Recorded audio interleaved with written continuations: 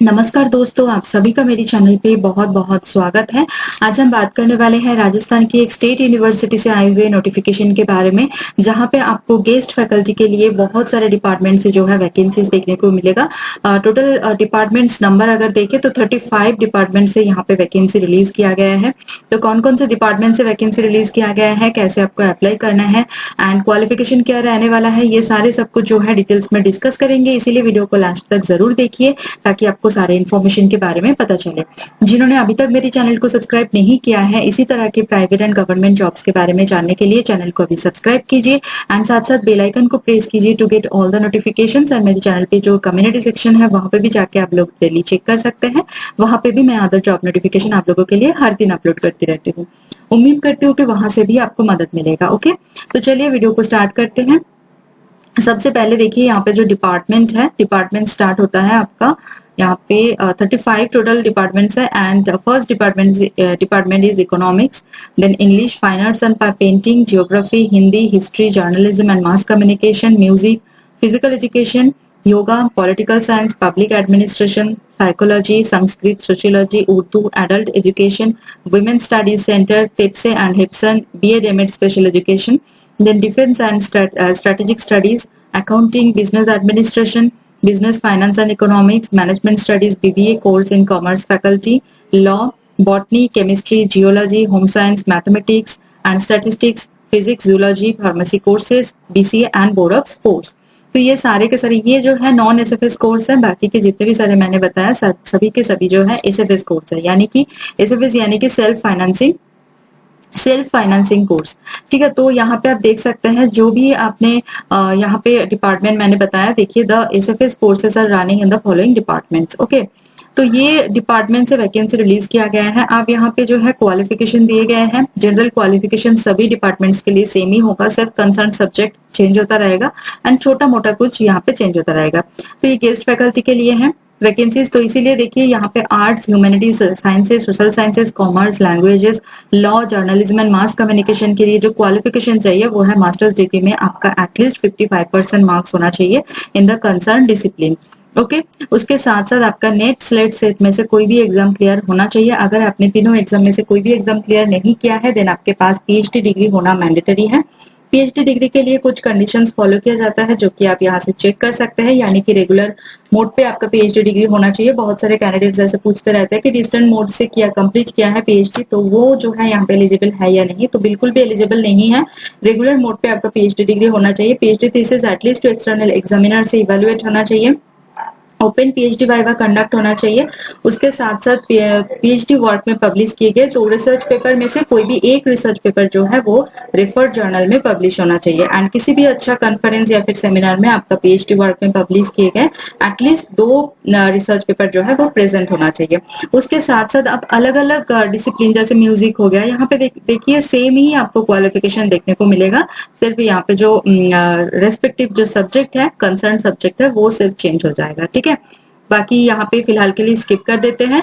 आपका जिस भी डिपार्टमेंट में इंटरेस्ट है आप उसके अकॉर्डिंग जो है आप यहाँ पे चेक कर सकते हैं। ठीक है, तो स्किप करके सीधे चलते हैं नीचे एंड देखते हैं कि यहाँ पे शॉर्ट लिस्टिंग के क्या क्राइटेरिया दिए गए हैं। तो शॉर्ट लिस्टिंग का जो क्राइटेरिया है वो आप देख सकते हैं। यहाँ पे एकेडमिक रिकॉर्ड के बेसिस पे एक स्कोर मिलेगा, तो उसी स्कोर के बेसिस पे आपका यहाँ पे शॉर्ट लिस्टिंग होने वाला है फॉर इंटरव्यू।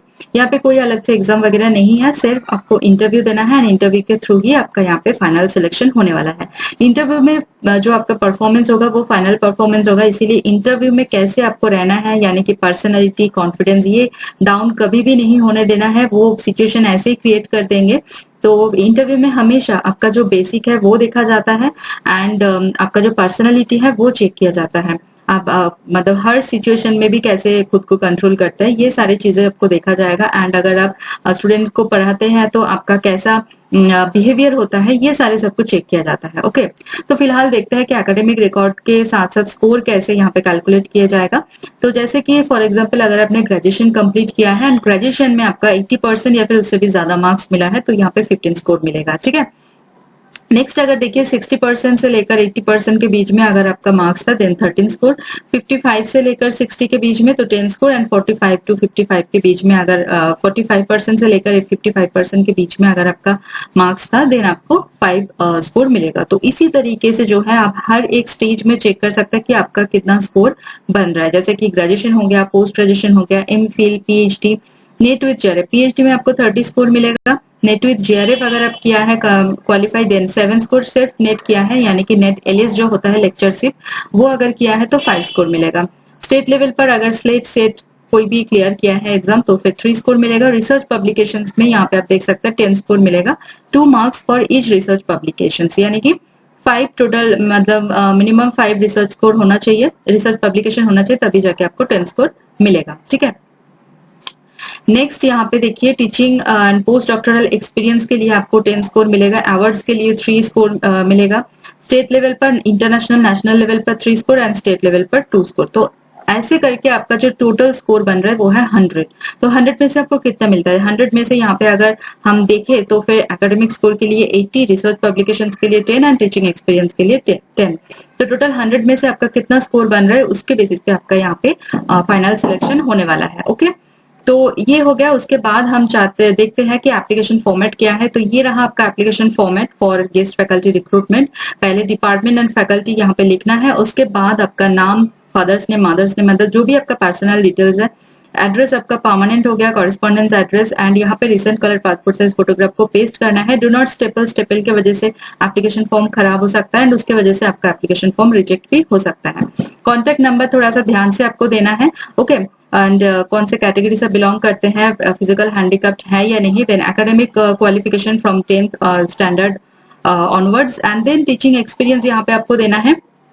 डिक्लेरेशन, यहाँ पे डेट, लिस्ट ऑफ एनक्लोजर, कौन कौन से डॉक्यूमेंट्स आप यहाँ पे इसके साथ अटैच करने वाले हैं, and then signature of the applicant. हो गया। तो इसका जो लास्ट डेट है सेंड करने का, यहाँ पे सिर्फ ऑफलाइन में आपको जो है एप्लीकेशन सेंड करना है, एंड लास्ट डेट इज 15 जुलाई यानी कि 15 जुलाई तक यहाँ पे आप अप्लाई कर सकते हैं। यहाँ पे देखिए तो 15 जुलाई is the last date, and आपको जो है यूनिवर्सिटी के ऑफिशियल एड्रेस पर सेंड कर देना है। ये आया है जय नारायण व्यास यूनिवर्सिटी जोधपुर की तरफ से, जो कि राजस्थान में पड़ता है। आपको ऑफिशियल वेबसाइट में आना है, एंड देन आपको जो है नीचे इसका नोटिफिकेशन मिल जाएगा। नोटिफिकेशन पे क्लिक करके आपको जो है न्यूज पे देखने के लिए मिल जाएगा कि notification regarding appointment of guest faculty 26 जून को ये रिलीज किया गया है, लेटेस्ट नोटिफिकेशन है। ठीक है, तो सभी के लिए मेरी तरफ से बहुत बहुत बधाई, आप लोग all the very best. And video को यहीं पे एंड करते हैं। अगर वीडियो आपको नीडफुल या फिर हेल्पफुल लग रहा है तो प्लीज वीडियो को लाइक कीजिए। कमेंट सेक्शन में आप कोई भी कमेंट कर सकते हैं, क्वेरीज या फिर आपका जो भी प्रॉब्लम है, मैं पूरी कोशिश करूंगी 100% क्लियर करने के लिए। एंड देन वीडियो को उन लोगों के साथ शेयर कीजिए जिनको भी ये वीडियो देखने की जरूरत है। तो चलिए मिलते हैं नेक्स्ट वीडियो में। Thank you for watching guys.